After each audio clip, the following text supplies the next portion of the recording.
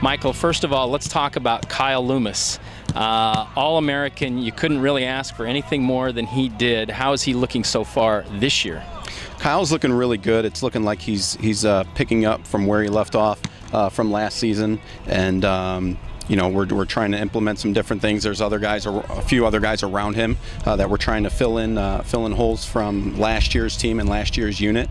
But all things are going really well with Kyle, and he's right where we expect him to be. What kind of improvement can a guy make when he's a first-team All-American and he sets a record for punting? How do you try to improve with a guy like that?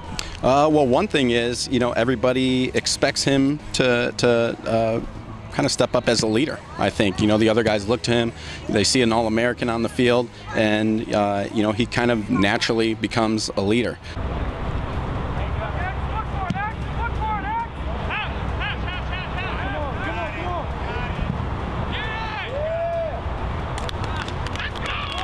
Kyle, you had about as good a season as a guy could have last year as an All-American.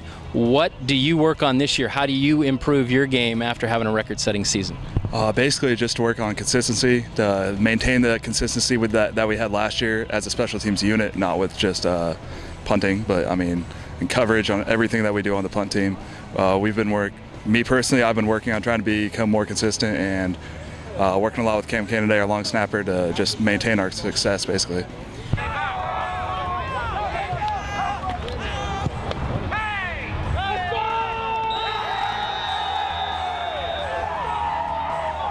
Okay, let's move over to the kickers. We got three young men battling it out in an area that we all know we need to get better at.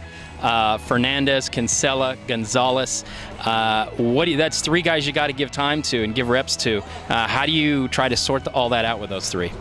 It's giving them all opportunities, and when they get an opportunity, they have to take advantage of it, and they all know that. That's the talk that we had coming into the season.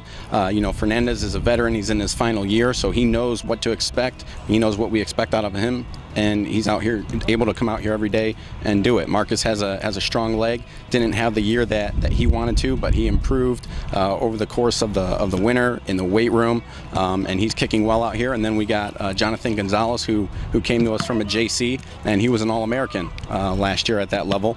So we expect big things from him. So we're going to let those guys compete for it, and we'll see what shakes out.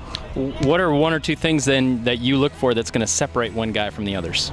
The consistency, absolutely consistency, and then how do they react if they miss a field goal? You know, do they hold their head?